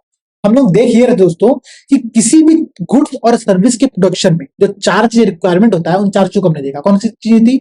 लैंड था, ठीक है, लेबर था, ह्यूमन रिसोर्स था, और कैपिटल था। कैपिटल दो प्रकार के थे, वर्किंग कैपिटल और आपका फिक्स्ड कैपिटल। हमने सबका एग्जाम्पल देखा था। अब हम लोग एग्रीकल्चर सेक्टर के अंतर्गत जो लैंड हमारा प्रोडक्शन का बहुत बड़ा एक पॉइंट है, ठीक है, बिंदु है, उसको हम लोग समझने का प्रयास कर रहे हैं कि भूमि है, भूमि के संदर्भ में क्या क्या समस्याएं आ रही है। जब हमने इन बीजों का प्रयोग किया, तो जो भूमि का उत्पादन था, वो बहुत तेजी से कम भी हुआ। कम क्यों हुआ? क्योंकि अब हमको जल की रिक्वायरमेंट बहुत ज्यादा बढ़ गई है। अब जल की रिक्वायरमेंट बढ़ी मतलब क्या है? आप ग्राउंड वाटर का प्रयोग बहुत ज्यादा करो। जब ग्राउंड वाटर का शोषण ज्यादा करोगे, इससे नुकसान ये होगा कि जो किसान है, उसको सिंचाई के लिए डिपेंडेंट बहुत ज्यादा होना पड़ेगा। ठीक है, वो सिर्फ मानसून पर डिपेंडेंट नहीं हो सकता है, उसको सिंचाई के साधनों पर डिपेंडेंट होना पड़ेगा, और ग्राउंड वाटर का लेवल कम हो रहा है, तो एक समस्या यहाँ पर उत्पन्न हो रही है। दूसरी समस्या क्या आ रही है? जो हाई यील्ड वैरायटी के जो सीड्स थे, उनके कारण जो केमिकल हम फर्टिलाइजर का प्रयोग कर रहे थे, वो फर्टिलाइजर क्या हो रहा था? वो घुल करके मिट्टी के माध्यम से वो जल में चला जा रहा था, और जल जिसका प्रयोग हम पीने के तौर पे करते हैं। ठीक है, तो यहां पर हमको रेगुलर तौर पर अब हमको फर्टिलाइजर की आवश्यकता पड़ रही है, और फर्टिलाइजर इतना ज्यादा पड़ने लगा यूज कि अब पूरी जो एग्रीकल्चर सेक्टर है, जनरली इन रीजन में, पंजाब, हरियाणा, वेस्टर्न यूपी के रीजन में, हमको क्या है? फर्टिलाइजर पर डिपेंडेंट होना पड़ जा रहा है। ठीक है, और यही सब समस्याएं जिनको दूर करने के लिए अभी हम लोग बहुत सारी अन्य तकनीकों को फॉलो करें, जैसे कि ऑर्गेनिक फार्मिंग हुआ। ठीक है, ध्यान दीजिएगा। अब हम लोग आते हैं अपना क्या कि सेकंड टॉपिक पर यहां पर। ठीक है, विल द लैंड सस्टेन? अगर इसी प्रकार चलता रहा, तो क्या जो भूमि है, वो भूमि इन सब चीजों को धारण कर पाएगा? ठीक है, सस्टेन, सस्टेन टर्म ध्यान दीजिए, सस्टेनेबल से आया, धारणीय विकास आपने सुना होगा, यहां से सस्टेन टर्म लिया गया। ठीक है, तो क्या भूमि इस कंडीशन को धारण कर पाएगा? तो जो कुछ साइंटिफिक रिपोर्ट है, वो रिपोर्ट क्या बताते हैं कि ग्रीन रिवॉल्यूशन के बाद से जो मिट्टी है, जो सॉइल है, उसकी जो उर्वरता है, वो कम हुई है। ठीक है, उसका जो प्रोडक्शन का एवरेज है, वो यहाँ पर बहुत डाउन हुआ है, ऐसा यहाँ पर बताया जा रहा है। क्योंकि हमने जो है, हमने नेचुरल रिसोर्स का, हमने लैंड का बहुत ज्यादा ओवर यूज किया। हमने इतना ओवर यूज किया कि उसकी जो जितनी सीमा थी, जितना उसकी लिमिट था, वो लिमिट से पार हो चुका है, और यही यहाँ पर सबसे बड़ी समस्या है। ठीक है, अब देखिएगा, अब चूंकि अच्छा मैंने पहले बताया था आप लोगों को क्या, कि भूमि एक स्थिर संसाधन है, एक नॉन रिन्यूएबल सोर्स है, हमारे पास रिसोर्स है, जिसका हम प्रोडक्शन नहीं कर सकते। भूमि का प्रोडक्शन थोड़ी कर सकते हैं हम। इसके आधार पर यहाँ पर देखिए, तो यहाँ पर कुछ साइंटिफिक रिपोर्ट है। रिपोर्ट क्या कहती है, जो मैंने आपको एक्सप्लेन किया अभी, कि रासायनिक खाद के प्रयोग से क्या हो रहा है कि पंजाब के किसानों का जो उत्पादन है, अगर हमको उत्पादन को मेंटेन रखना है, ठीक है, कांस्टेंट रखना है, बढ़ाने की बात नहीं कर रहा हूं, कांस्टेंट रखना है, तो आपको हर साल नए नए रासायनिक उर्वरकों का प्रयोग करना पड़ेगा, फर्टिलाइजर का प्रयोग करना पड़ेगा, और उनकी मात्रा में वृद्धि करनी पड़ेगी। यहाँ पर एक सबसे बड़ी समस्या ग्रीन रिवॉल्यूशन के बाद से ये देखने को मिला। ध्यान एक बात और दीजिएगा, हम ग्रीन रिवॉल्यूशन को समझ रहे हैं, तो कई बार मेंस में ऐसे प्रश्न पूछते हैं कि हरित क्रांति से आप क्या समझते हैं, ग्रीन रिवॉल्यूशन से आप क्या समझते हैं, और ग्रीन रिवॉल्यूशन में भारत के एग्रीकल्चर सेक्टर में कौन कौन से चैलेंजेस को उत्पन्न किया है। ठीक है, कौन कौन सी चुनौतियों को उत्पन्न किया है, और उन चुनौतियों से निपटने के लिए, चैलेंज से निपटने के लिए हम या भारत सरकार कौन से प्रयास यहाँ पर कर रही है। तो ऐसे ही प्रश्न बनता है। अभी तक हमने ग्रीन रिवॉल्यूशन से संदर्भ जितनी बातों को देखा, जितनी चैलेंजेस को देखा, उनको आप करिएगा, और उनके आधार पर आंसर को आप यहाँ पर लिख सकते हैं। ठीक है, चलिए अब बढ़ते हैं हम लोग आगे। यहाँ पर कुछ एग्जाम्पल्स दिया हुआ है। ठीक है, किसी गोविंद है, उसका एग्जाम्पल दे रहा है, और एग्जाम्पल को थोड़ा समझने का प्रयास करिएगा। हमने आपसे बताया था शुरू में, मैंने आपसे कहा कि लैंड रिफॉर्म क्या होता है, भूमि सुधार क्या होता है। इसके डेफिनेशन 20 शब्दों में आप लोग को याद करनी है। ठीक है, लैंड रिफॉर्म क्यों जरूरी है, इस बात को इस एग्जाम्पल तौर पर समझिएगा। कह रहा है कि एक कृषक है, एक फार्मर है, गोविंद इसका नाम। ठीक है, अच्छा वो गोविंद है क्या भाई? तो गोविंद ने किया क्या, गोविंद के पास जो है, ठीक है, 2.25 हेक्टेयर जमीन थी, ठीक है, बहुत ही बड़ी अच्छी खासी जमीन थी किसी भी परिवार के यूज के लिए। लेकिन जब गोविंद की मृत्यु हुई, तो गोविंद की मृत्यु के बाद इसके पास 3 संतानें थी, ठीक है, इसके पास 3 बच्चे थे। अब ये जो टोटल भूमि है 2.25 हेक्टेयर की, ये भूमि क्या हुआ, ये 3 लोगों में डिवाइड हुआ, और जब 3 लोगों में डिवाइड हुआ तो एक व्यक्ति पर जितनी भूमि पड़ी वो कितनी पड़ी, 0.75 हेक्टेयर। तो ये जो साइज है किसी भी प्रोडक्शन के लिए, एग्रीकल्चर के लिए, ये साइज बहुत कम है।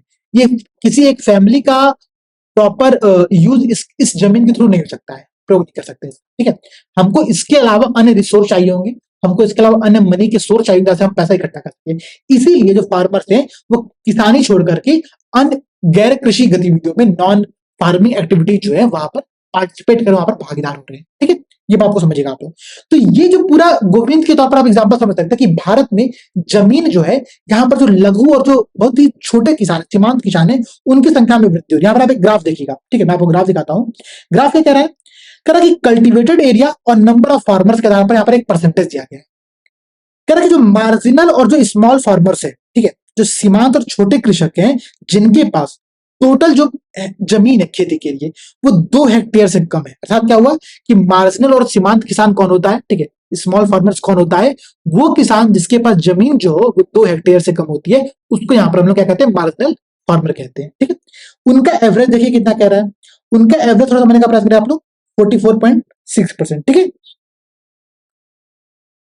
अब देखिएगा, ठीक है, फिर कह रहा है कि मीडियम और semi medium and large farmer जो है, जिनके पास 2 हेक्टेयर से ज्यादा क्षेत्र है, ठीक है, उनका क्या कह रहा है कि उनका क्षेत्र देखिए आप लोग कितना कम होता जाए। और ये जो ग्राफ है, इस ग्राफ को आप लोग थोड़ा समझने का प्रयास करिएगा, ठीक है। ये ग्राफ गवर्नमेंट के द्वारा दिया गया ग्राफ है, कह रहा है कि जो कृषि का क्षेत्र है वो किस प्रकार से यहाँ पर वितरित हो रहा है, ठीक है, कैसे चेंजेस आ रहे हैं इसके अंतर्गत आप यहाँ पर देख सकते हैं कि 44.6 से जो सीमांत किसान थे उनकी संख्या बढ़कर के 85% हो चुकी है, और जो बड़े किसान थे जो कि 55% थे, ठीक है, उनकी संख्या घटकर कितनी हो चुकी है, 15% हो चुका है, 15% हो चुका है, ठीक है। तो ये एक बहुत अच्छा ग्राफ है, बहुत अच्छा एग्जाम्पल है। इसका प्रयोग आप लोग क्या कर सकते हो, मेंस के एनसीईआरटी में कर सकते हो, जब आप लोग किसानों के संदर्भ में कोई समस्या बताओ, या फिर अगर भूमि सुधार के संदर्भ में, लैंड रिफॉर्म के संदर्भ में आपसे प्रश्न पूछा जाता है, तो वहां पर ऐसे कुछ आंकड़ों का प्रयोग आप लोग कर सकते हो, ठीक। और देखिएगा इसके बाद क्या कह रहा है भाई, ये तो हो गया आपका भूमि के संदर्भ में सारे एग्जाम्पल, भूमि के संदर्भ में जितने पॉइंट थे उसको यहाँ पर हमने देखा। इसके अलावा भूमि के बाद, लैंड के बाद जो सेकंड हमको प्रोडक्शन के लिए रिक्वायरमेंट थी चीज की, वो क्या थी, लेबर की, ठीक है, श्रम की रिक्वायरमेंट थी। अब श्रम कहां से आएगा भाई, तो श्रम का मतलब क्या है, फार्मिंग सेक्टर में वो श्रम कौन से चाहिए, हमको किसान चाहिए होंगे। जनरली जो लघु और सीमांत किसान होते हैं, जो मार्जिनल फार्मर्स होते हैं, वो अपने भूमि पर खेती करने के बाद बड़े जो किसान हैं, जो बड़े फार्मर्स थे, उनके यहाँ पर भी खेती करने जाते हैं, मजदूरी करने जाते हैं, ठीक है, एक ये हुआ। इसके अलावा ये जो श्रम है, ठीक है, ये श्रम सबसे इंपॉर्टेंट होता है फार्मिंग सेक्टर के अंतर्गत। जनरली क्या होता है, अगर आपने देखा होगा, ठीक है, तो आपने एक नाम सुना होगा, प्रच्छन्न बेरोजगारी, ठीक है, हिडन अनएम्प्लॉयमेंट। ये क्या होता है भाई, जैसे मानिए आप एग्जाम्पल तौर पर समझिएगा, एक परिवार है, ठीक है, उस परिवार में 5 लोग यहाँ पर शामिल है, 5 सदस्य हैं, उनके पास 1 हेक्टेयर की भूमि है बस, ठीक है, उनके पास 1 हेक्टेयर की यहाँ पर भूमि है। अब उनको प्रोडक्शन करना है, यहाँ पर उनकी भूमि है, तो ये 5 लोग क्या करेंगे, 5 लोग आराम से इसी भूमि में काम करेंगे, क्योंकि इनके पास कोई और काम नहीं है करने को। ये गांव में रहते हैं, इनके पास सिर्फ भूमि है, दुकान कुछ है नहीं, कुछ अन्य व्यवसाय नहीं है, तो इनको यहीं पर काम करना है। हालांकि इस 1 हेक्टेयर पर काम करने के लिए सिर्फ 2 लोगों की रिक्वायरमेंट थी, लेकिन लगे कितने लोग हैं, यहाँ पर लगे 5 लोग। तो ये जो गैप है ना, जो लोग सिर्फ एक्स्ट्रा में लगे हुए हैं, सिर्फ परिवार के सदस्य होने के नाते, उनको हम लोग कहते हैं प्रच्छन्न बेरोजगारी या फिर हिडन अनएम्प्लॉयमेंट, ठीक है। ये बात हुआ आप लोगों का इस संदर्भ में। अगर आप यहाँ पर ये ग्राफ देखेंगे, ये ग्राफ नहीं, ये जो कॉमिक्स बनाया हुआ है, जो कहानी बनाई हुई है, इस कहानी को समझिएगा। ये कहानी है क्या भाई, तो ये कहानी 2 लोग की है, ठीक है। कौन 2 लोग हैं, एक है यहाँ पर आपका, इसका नाम है डाला, ठीक है, जो डाला नाम है इस लड़के का जो फार्मर है, और जो दूसरा यहाँ पर सदस्य है उसका क्या नाम है, इसका नाम यहाँ पर आप लोगों क्या है, ये है आपकी रामकली, ठीक है। तो डाला और रामकली की कहानी दी हुई है। कहानी क्या कह रही है, तो दोनों आपस में बातचीत करें, बातचीत क्या करे भाई, कि इस साल हमारे पास रोजगार और नहीं होगा, हमारे पास मजदूरी करने के लिए जगह नहीं होगी। क्यों, क्योंकि जो बड़ा किसान है, ठीक है, जहां पर ये पहले खेती करने जाते, मजदूरी करने जाते थे, वहां पर अब उन्होंने बड़ी बड़ी मशीनों को मंगा लिया है। तो मशीनों के आने के कारण से जो छोटे मजदूर थे, जो छोटे किसान थे, उनकी क्या हुआ, उनका रोजगार यहां से छिन गया, उनका एम्प्लॉयमेंट क्या हुआ, वो गायब हो गया, ठीक है। तो ये बात यही कह रहा है, ध्यान से समझिएगा, कह रहा है कि जो लार्ज फार्मर है जिसका नाम घनश्याम है जस्ट बहुत हार्वेस्टर, उसने हार्वेस्टर खरीदा अपने पास, ठीक है। और क्या होगा इसके कारण से, क्या होगा कि इस साल उनको और ज्यादा कम काम मिलेगा। यहाँ पर काम तो पहले भी उनको कम मिलता था, लेकिन इस साल काम उनको और कम मिलेगा। अब क्योंकि काम उनको कम मिलेगा तो ये क्या करेंगे, ये पैसा नहीं कमा पाएंगे। जब पैसा नहीं कमा पाएंगे तो जहां से इन्होंने लोन लिया था, ठीक है, किसी साहूकार से लोन लिया होगा, अनौपचारिक स्रोत से, ठीक है, इनफॉर्मल सेक्टर से जहां से इन्होंने लोन लिया होगा, वो लोन को चुकाने में इनको और देरी होगा। और जब देरी होगा तो अगले साल जो प्रोडक्शन के लिए इनको पहला कैपिटल चाहिए होगा, ठीक है, जो वर्किंग कैपिटल इनको चाहिए होगा, जो कैश पैसे चाहिए होंगे, वो पैसे इनके पास नहीं होंगे। इससे क्या होगा कि ये अगले साल प्रोडक्शन नहीं कर सकते, और इसी वजह से जो किसान है वो पूरी एक लोन के साइकिल में फंस जाता है, ठीक है। एक ऐसे लोन के साइकिल में फंसता है जिससे निकलना उसका बहुत मुश्किल हो जाता है। और ये इस कॉमिक्स के माध्यम से बहुत आसानी से समझाने का यहाँ पर प्रयास एनसीईआरटी में किया गया है, ठीक है। तो श्रम की ये समस्या यहाँ पर आप लोग देख रहे होंगे। अब देखिएगा और क्या बात कह रहा है भाई, कह रहा है कि डाला और रामकली का आपने एग्जाम्पल यहाँ पर देखा, ये लोग पहले दैनिक मजदूरी करते थे। और दूसरी बात, एक बात और यहाँ बता रहा है, कह रहा है कि सरकार ने जो मिनिमम वेज है, जो मिनिमम वेतन यहाँ पर तय किया है 300 रुपए, ये दोनों उससे भी कम पर काम करते हैं। क्यों भाई, क्योंकि काम को लेकर प्रतिस्पर्धा बहुत ज्यादा है। अगर ये 300 पर काम करने को तैयार नहीं हो रहे हैं, ठीक है, तो कोई और व्यक्ति 200 पर काम करने को तैयार हो जाएगा, तो इनको तो ये भी जॉब चला गया।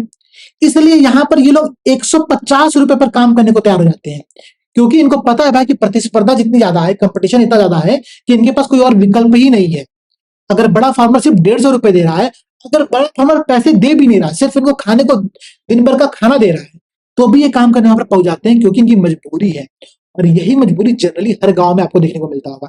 आपने वो स्वदेश मूवी देखा होगा, ठीक है, जहां पर वो नासिक में काम करते हुए शाहरुख खान वापस इंडिया में आते हैं, और जब वो वापस अपने गांव में जाते हैं तो वहां पर वो जब किसान से पैसा वसूलने जाते हैं तो देखते हैं कि उनके यहाँ पर काम करने के लिए कुछ है ही नहीं। वो कहां से आपका पैसा रिकवर करेंगे। तो वो तो बहुत एक नॉर्मल, बहुत अच्छा दिल का साहूकार था, ठीक है, जिसने पैसे माफ कर दिए। लेकिन जनरली जो साहूकार होते हैं पैसे माफ नहीं करते हैं, और लोन का जो इंटरेस्ट होता है वो भी बहुत ज्यादा हो जाता है। कहीं 20% लोन इंटरेस्ट पे इनको लोन मिल रहा है, कहीं 24% पे इंटरेस्ट पे इनको लोन मिल रहा है। इसके कारण से इनका क्या होता है, ये प्रॉपर साइकिल में फंसते जाते हैं और फिर इनका निकलना यहाँ से बहुत मुश्किल हो जाता है। तो दो तीन चीज हमने देखा, हमने देखा लैंड, हमने देखा लेबर, ठीक है। अब हम लोग आगे बढ़ते हैं। आगे क्या कह रहा है, कह रहा है कि भाई खेतों के लिए, ठीक है, फार्मिंग के लिए हमको कुछ अन्य कैपिटल भी आवश्यक होते हैं, the capital needed in the farming.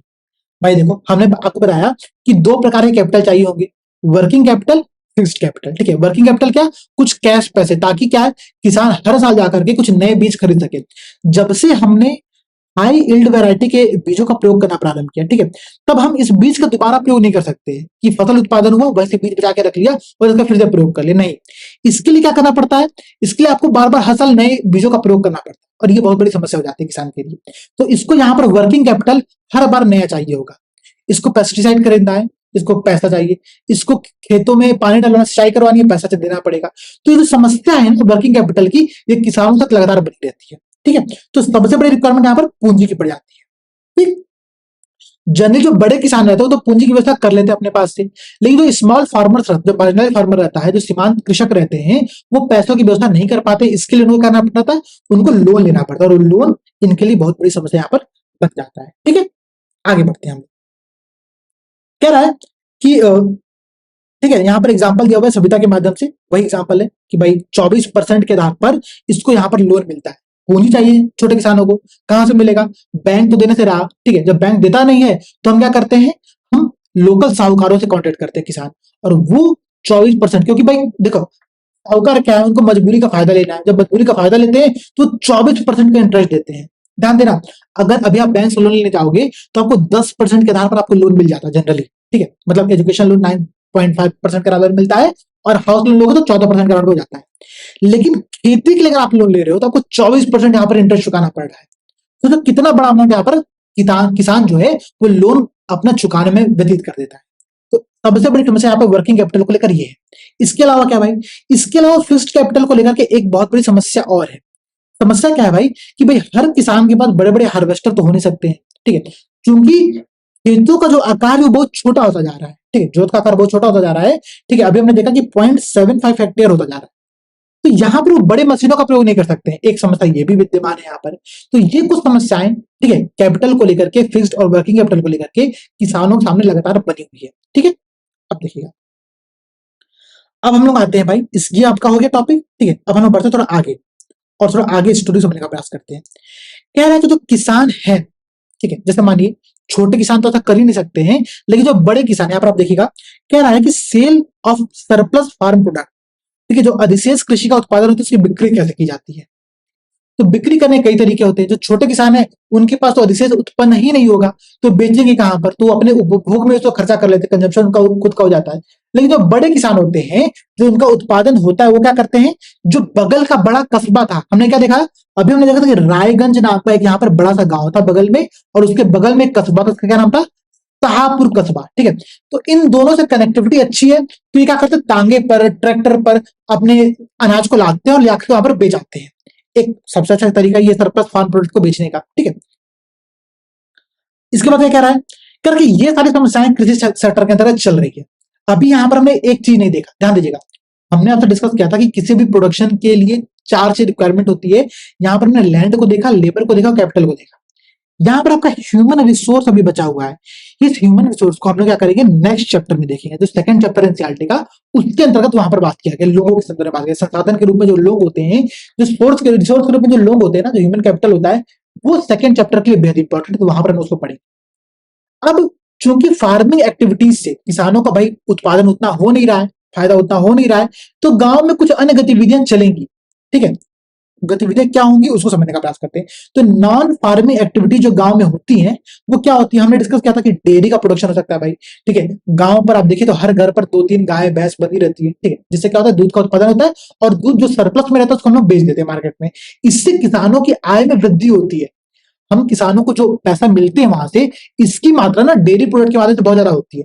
दूध 50 रुपए 60 रुपए लीटर बिक रहा होता है, तो उससे इनको फायदा यहाँ पे होता है। और क्या होता है भाई, स्मॉल स्केल मैन्युफैक्चरिंग गांव के अंतर्गत की जाती है, ठीक है। मैन्युफैक्चरिंग इंडस्ट्री को समझने का प्रयास करेगा, ठीक है। एनसीईआरटी में नहीं दिया हुआ है, मैं आपको तो समझाने का प्रयास करता हूँ। अभी अगर आप ध्यान दोगे तो एमएसएमई मंत्रालय जो है, ठीक है, माइक्रो स्मॉल मीडियम मिनिस्ट्री जो है, उसके द्वारा क्या किया गया है कि एमएसएमई सेक्टर को डिवाइड किया है कुछ नए पैमानों के आधार पर। यहां पर मैं आपको समझाने का प्रयास करता हूँ, ठीक है। देखिएगा, माइक्रो, ठीक है, इसके बाद क्या आता है, माइक्रो के बाद आप आएगा स्मॉल, ठीक है, फिर आप पाएगा यहाँ पर मीडियम। ये 3 प्रकार की इंडस्ट्रियां होती है, ठीक है। गांव में जनरली माइक्रो लेवल पे, स्मॉल लेवल पे किसी मैन्युफैक्चरिंग का काम करो, जैसे कि माचिस की डिब्बी का प्रोडक्शन हो रहा है, ठीक है। पटाखों का प्रोडक्शन तमिलनाडु के एक गांव में हो रहा होता है, ठीक है। और क्या हो रहा है भाई, आप देखिए तो सूती कपड़ों से कुछ और बनाया जा रहा है, ठीक है। वहां पर बांस की लकड़ियों से प्रयोग करके कुछ बहुत स्मॉल लेवल प्रोडक्शन होता है, उसको हम बड़े शहरों में लाके बेच देते हैं। आप देखिए दिवाली के टाइम पर क्या होता है, दिए बन रहे होते हैं, ठीक है। वो दियों के माध्यम से क्या करते हैं हम लोग, दियों के माध्यम से हम लोग ये कर रहे होते हैं कि उसका प्रयोग करके, ठीक है, 1 मिनट का समय दीजिएगा, ठीक है। आईपैड डिस्चार्ज हो गया, मैं कुछ थोड़ा चार्ज में लगा लेता हूँ, 1 मिनट, ठीक है। चलिए, तो देखिएगा, तो ये मैंने आपको समझा कि गांव में क्या हो रहा था, गांव में स्मॉल लेवल पर प्रोडक्शन हो रहा होता है। यहां पर भी वो एग्जांपल दिया गया, यहाँ पर देखिए एग्जांपल, तो एग्जांपल क्या कह रहा है भाई, कि एग्जांपल के अंतर्गत दे रहा है कि जो गांव में जो छोटे लेवल पे कार्य हो रहे हैं, जैसे कार्य कौन से हैं, यहाँ पर आप देखिए, तो कुछ छोटी मोटी फैक्ट्रियां लगी हुई, ठीक है, बहुत सारा उत्पादन हो रहा है, ठीक है। और उस उत्पादन के तौर पर जो भूमिकाएं निभाई जा रही है, परिवार परिवार सदस्यों के द्वारा निभाई जा रही है, ठीक है। जो छोटे मोटे फैमिलीज हैं, जो एक्स्ट्रा मेंबर्स वहां पे कार्य करते हैं, वही माचिस के डिब्बों का प्रोडक्शन कर रहे हैं, ठीक है। वही बहुत छोटे मोटे कार्य कर रहे हैं, ठीक है। वो बांस का डिब्बा बना रहे हैं, दिवाली के टाइम पे क्या दियो का प्रोडक्शन हो रहा है, दिए जो गांव से आते हो क्या, तो कुम्हारों के द्वारा बनाए गए होते हैं। तो ये सब जो चीजें हो रही है ना, ये गांव में आपको बहुत स्मॉल लेवल पर हो रही होती है, जो कि नॉन फार्मिंग एक्टिविटी होता है, ठीक है। हम समझ लेते हैं इंटरप्राइजेस को, माइक्रो स्मॉल और मीडियम, ध्यान दीजिएगा, ये इंपॉर्टेंट है, प्रीलिम्स में यहाँ से प्रश्न बनते हैं।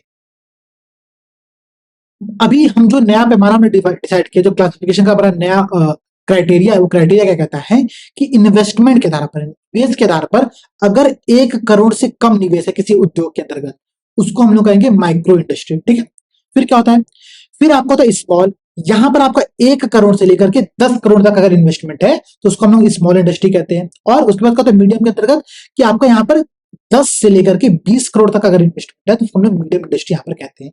ये इन्वेस्टमेंट के आधार पर। इसके अलावा टर्नओवर के आधार पर भी होता है। टर्नओवर क्या होता है, वार्षिक टर्नओवर कितना हो रहा है किसी भी इंडस्ट्री के अंतर्गत, उसके आधार पर भी क्या करते हैं हम लोग, क्लासिफिकेशन यहाँ पर करते हैं।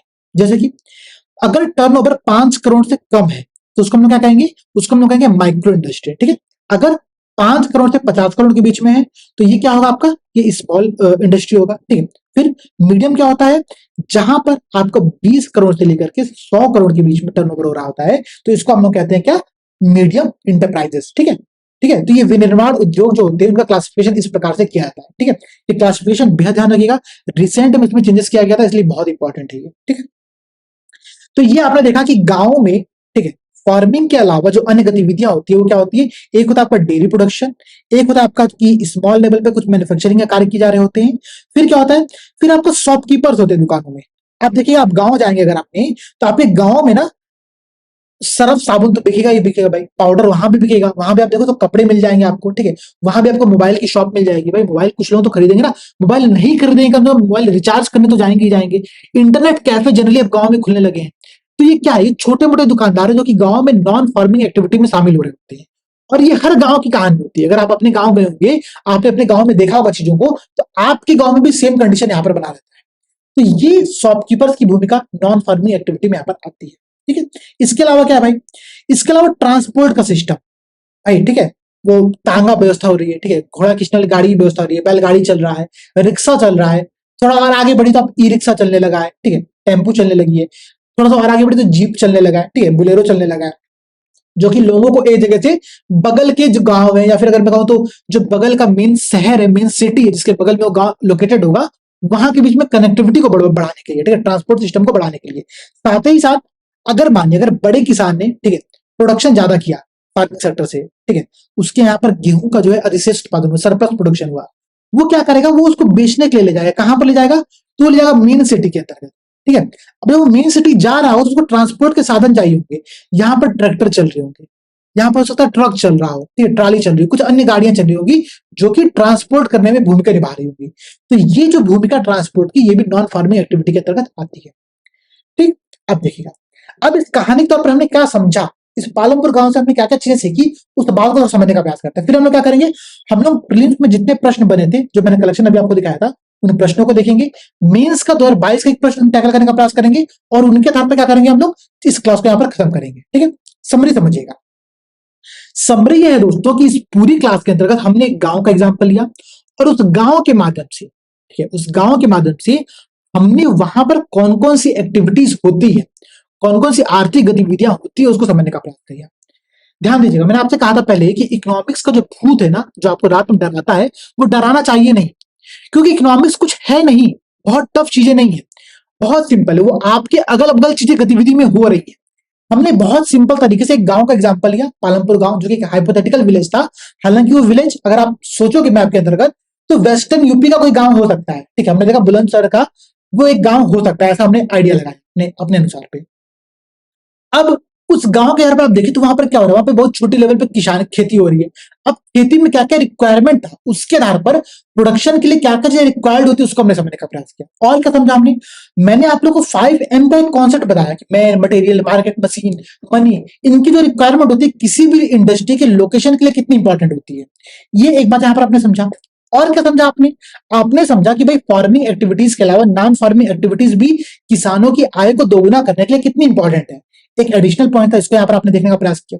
और क्या आपने देखा, आपने देखा भाई कि जब ग्रीन रिवॉल्यूशन आया, ठीक है, और किसानों को अगर आय दोगुनी करनी है तो उनको मल्टीपल क्रॉपिंग का सिस्टम अपनाना पड़ेगा, ठीक है, उनको क्या करना पड़ेगा, कुछ मॉडर्न अप्रोचेस जो है उनको अपनाना पड़ेगा, सिंचाई की नई तकनीकों को फॉलो करना पड़ेगा। और क्या करना पड़ेगा उनको, भाई ग्रीन रिवॉल्यूशन के बाद क्या समस्याएं उत्पन्न हुई, समस्याओं को दूर करने कुछ प्रयास करने पड़ेंगे। यहां पर नहीं लिखा है, लेकिन हमने डिस्कस किया कि भाई जो जीरो बजट नेचुरल फार्मिंग होता है, जो ऑर्गेनिक फार्मिंग होता है, उसको हम बहुत सपोर्ट करें, प्रमोट करें भारत के लेवल पर, वो क्या है, वो भी इन्हीं सब का एक प्रकार है, मॉडर्न टेक्निक जो कि किसानों की आय को बढ़ा सकती है, ठीक है। तो ये इस पूरी क्लास की यहाँ पर समरी दिया था। अब थोड़ा सा और समझिएगा, इस एनसीईआरटी बुक के अंतर्गत हर चैप्टर के लास्ट में एक समरी दिया हुआ है, ठीक है, जो समरी आपके स्क्रीन पर यहाँ पर भी दिख रहा होगा, ठीक है। दरअसल ये समरी है क्या पता है, ये समरी इस पूरे एक ऐसा प्रश्न अगर आप बना दो जो कि पहले चैप्टर के संदर्भ में, तो उसका इंट्रोडक्शन, मेन बॉडी और कंक्लूजन दिया गया है, इसको पढ़िएगा और समझने का प्रयास करिएगा कि आंसर का लिखने की स्ट्रक्चरिंग कैसे होती है। जब आप चीजों को पढ़ रहे होते हो, साहित्य को आप देख रहे हो, तो आपको साहित्य लिखने का समझ में आता है। तो सिमिलर आप इस समरी को पढ़िएगा, बहुत लंबा नहीं है, आधे पेज की समरी दी गई है, इस समरी को पढ़िए, एक स्ट्रक्चरिंग समझने का प्रयास करिएगा, ठीक है, कि कैसे स्ट्रक्चरिंग आप लोग यहाँ पर करनी है। अब देखिएगा, अब हम लोग आते हैं प्रीलिम्स के अपने प्रश्न पर, ठीक है, जो प्रश्न इस चैप्टर के अंतर्गत यहाँ पर पूछे गए एग्जाम के अंतर्गत। हमने देखा था एक प्रश्न जो कि आपका फसलों के संदर्भ में था, रबी खरीफ जात का प्रश्न था, उसको हमने यहाँ पर देखा। अगला प्रश्न देखिए यहाँ पे क्या दे रहा है, यूपीएससी 2015 में ये प्रश्न पूछा गया, ठीक है, 2015 में आयोग के द्वारा ये प्रश्न पूछा गया था। बहुत शानदार प्रश्न है, लेकिन बहुत बेसिक प्रश्न है। अच्छा, मैंने कहा कि इकोनॉमिक्स थोड़ा सा टेक्निकल सब्जेक्ट है, भाई मैं खुद आईआईटी से पढ़ा हूं, ठीक है, तो मेरा प्रयास बस ये रहेगा कि मैं आप लोगों को हर टेक्निकलिटी को बहुत ही सिंपल तरीके से, बहुत ही स्मार्ट तरीके से आप लोगों को एक्सप्लेन कर सकूं, ठीक है। जैसे कि अभी तो ये क्लास आप लोगों को बहुत सिंपल लग रहा होगा, आप करोगे भाई इकोनॉमिक्स इतना इजी होता है, कुछ लोग भी कमेंट करोगे सर इकोनॉमिक्स इतना इजी होता है कि आप बस एक गांव की कहानी सुना करके आपने खत्म कर दिया। नहीं भाई, 9th-10th की एनसीईआरटी बस ऐसी है, जब आप 11th-12th की एनसीईआरटी ओपन करोगे ना, समष्टि अर्थव्यवस्था, माइक्रो इकोनॉमिक्स, मैक्रो इकोनॉमिक्स जब आप देखना पढ़ना स्टार्ट करोगे, वहां पर जब आपके सामने फॉर्मुलेज आएंगे अच्छे खासे, तब मजा आएगा पढ़ने में, ठीक है, तब हम लोग को चीजों को समझने का प्रयास करेंगे वहां पर। और उसके लिए आप लोगों को 9th-10th की इकोनॉमिक्स बहुत अच्छे से पढ़नी पड़ेगी।